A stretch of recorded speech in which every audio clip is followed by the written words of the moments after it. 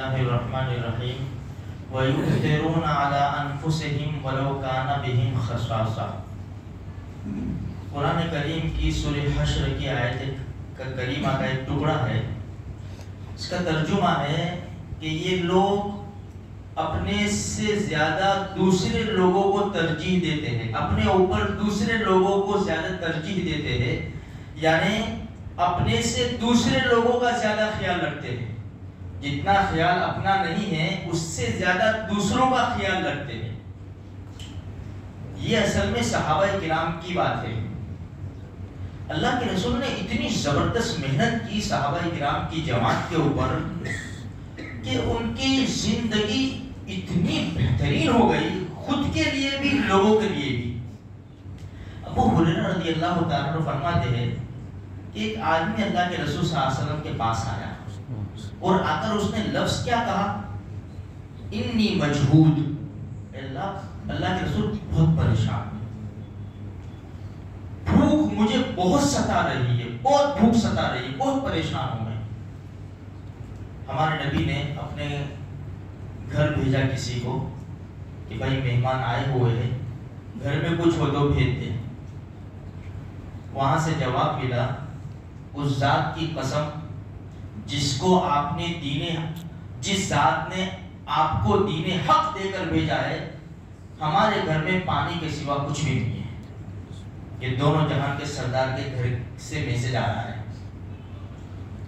اللہ کے رسول نے فرمایا جاؤ دوسرے گھر جاؤ، وہاں سے بھی یہ جواب، تیسرے گھر سے بھی یہ جواب، تمام گھروں میں سے یہی جواب آیا کہ ہمارے پاس پانی کے سوا کچھ بھی نہیں ہے۔ یہ ہمارے نبی کے گھر کی حالت ہے۔ صحابہ کرام تھے، اللہ کے رسول نے اعلان کیا بھائی اگر کسی کے پاس کچھ کھانا ہو لے جا سکتا ہو مہمان کو تو لے جائے۔ ایک صحابی ابو طلحہ، کیونکہ حالات ایسے تھے، فقر و فاقہ کی زندگی گزارتے تھے، ابو طلحہ انصاری رضی اللہ تعالیٰ عنہ کھڑے ہو گئے، اللہ کے رسول بھی لے جاؤں گا۔ ہمارے نبی نے فرمایا جو لے جائے گا امید ہے اللہ اس کے ساتھ بہت اچھا معاملہ کرے گا۔ فرمایا میں لے جاؤں گا۔ مہمان کو لے کر گھر پہنچے، بیوی سے کہا مہمان لے کر آیا ہوں، کچھ کھانے کو ہے؟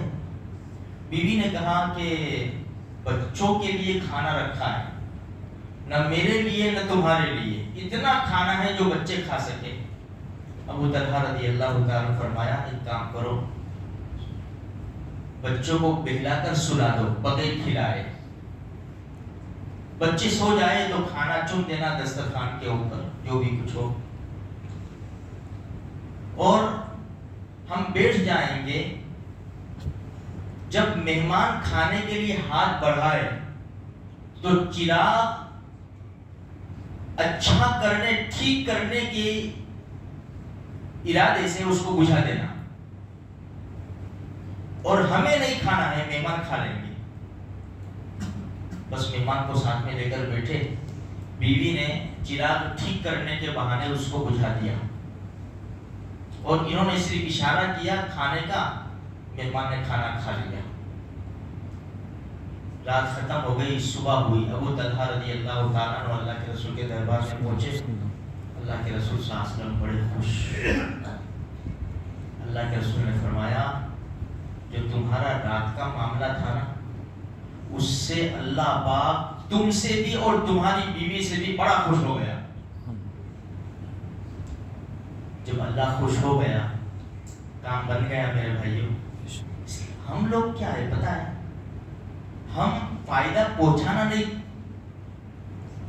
نہیں جانتے، ہم فائدہ ڈھونڈنا جانتے ہیں کہ کس سے کیسا فائدہ اٹھاؤں میں۔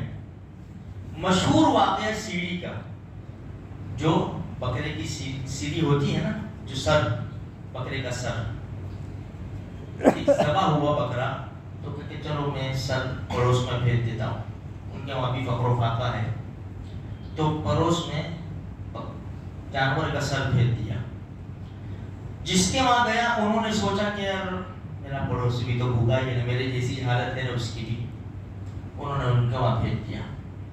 جب ان کے وہاں گیا تو انہوں نے یہ سوچا 7 گھر میں پھر کر وہ بکری کا سر واپس وہیں آیا جہاں سے گیا تھا۔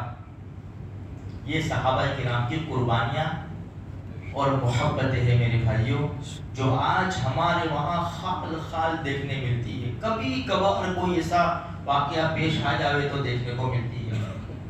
یہی محبت اور اظہار اور قربت قربانی نے قرآن میں جگہ مل گئے ان کو، رضی اللہ عنہم ورضوان، اللہ ان سے راضی. اور وہ اسی لیے میرے بھائیوں سب بھول بھلا کر یہ جتنی بھی مگج ماریاں اور جتنی بھی لڑائیاں جھگڑے ہیں یہ سب زمین جائیداد کے ہیں. بس یہی جھگڑے ہیں، باقی کسی قسم کا کوئی جھگڑا. مشکل سے ہزاروں میں باپ بیٹا ایسا ملیں گے کیا تو فجر کی نماز نہیں پڑھتا، میں ایسا نہیں بولتا، مشکل سے ڈھونڈنے سے، ورنہ دکان پر صحیح ٹائم پہ نہیں آتا، تو بینک کا کام نہیں نمٹاتا، یہ نہیں کرتا وہ نہیں کرتا. جھگڑے اس بات کے اوپر ہے. میرے بھائیوں کوشش کرو، خالی ہاتھ آئے ہیں، خالی ہاتھ جانا ہے، بس نیک اعمال ہوں گے تو ہمیں کام آئیں گے. تو یہ صحابہ کرام کے جو واقعات ہم سنیں اپنی زندگی میں لانے کی اس کو پوری کوشش کرو. اللہ کہیں سنی بات پر عمل کرنے کی توفیق عطا فرمائے.